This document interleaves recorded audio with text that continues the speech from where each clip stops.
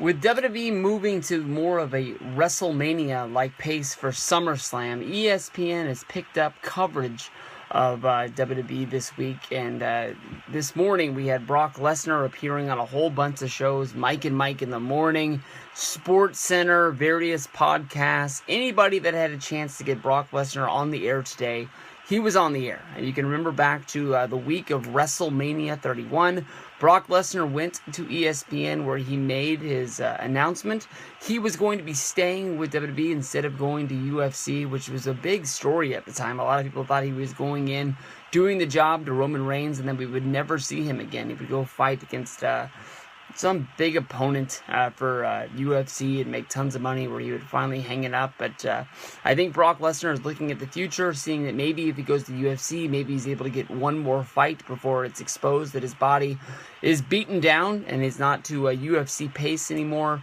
Brock decided to stay where he wrestles a few times, makes a few appearances, makes a big-time check from Vince McMahon, and all was done. Today he was on there and he was asked about Dana White saying that professional wrestling is fake. He basically said that wrestling is fake. Everybody knows that. But, Dana White and Vince McMahon both basically do the same job promoting fights.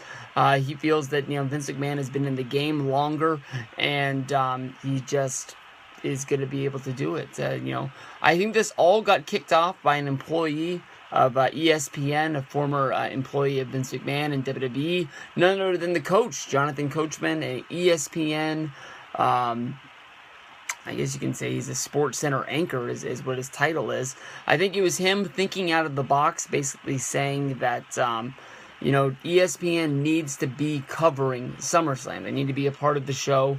I think there was a little thing that last year he was trying to get this off the grounds, especially with ESPN, having LA locations where they cover the Clippers, where they cover the Dodgers, the Angels. LA is a big sports town, and they have their own sports center, which is kicked off on the late show because basically it just works out better to be working on that time slot. And there's a lot of the ESPN personalities that are there. It ends up being that it wasn't off the ground, but this year we saw a big change with ESPN doing coverage to WrestleMania 31. They showed Daniel Bryan winning the Intercontinental Championship. They showed John Cena winning the United States Championship. They showed Seth Rollins cashing in and winning the WWE World Heavyweight Championship, where they had to explain what the Money in the Bank briefcase was, which was a little bit weird, but I think they wanted to get the point over that somebody beat Brock Lesnar, and this was a big deal. But ESPN is going to be doing live coverage from Barclays Center, with Jonathan Coachman being there Sunday morning from 10 a.m. to 1 p.m. They're going to be doing stories that pop up throughout the day. Probably talking to Brock, probably talking to Undertaker, John Cena, The Miz.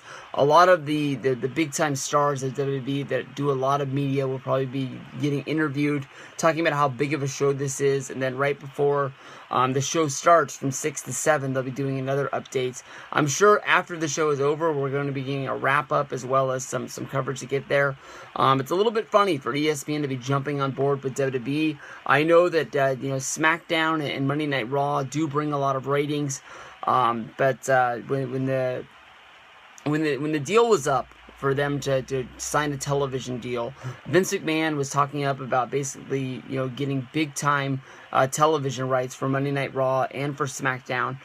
There was rumors that Fox Sports 1, ESPN, USA, Spike TV, lots of these big television networks would be bidding to try and bring Raw in, to try and get those wrestling ratings that were there. And at the end of the day, they got a little bit of a raise, but there was no ESPN money because ESPN didn't bid. I guess it costs less to get the coverage of it. Maybe WWE even gives them the tapes, just saying, hey, if you get a chance, put these on. Maybe they don't have to pay for the coverage, but there's talk about maybe ESPN going after UFC when their deal comes up. So they're trying to bridge out. They're trying to get a lot of ratings. They're trying to get more people caring about ESPN, who is the number one name in sports. But the thing is, with so many people cutting the cord of cable, there's less money out there for them to be making when it all comes down to it. But WWE getting covered by ESPN is a big deal. So big thanks to Jonathan Coachman. And hopefully they even find a way to get this guy worked into being on the show.